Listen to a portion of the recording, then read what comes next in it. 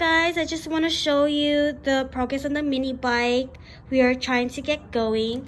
Here are some of the parts that came with the mini bike. The seat looks like in good condition, so we'll most likely reuse it.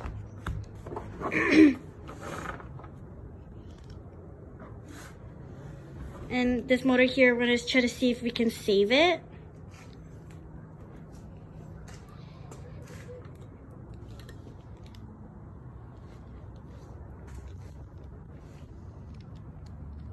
Here are some of the other parts.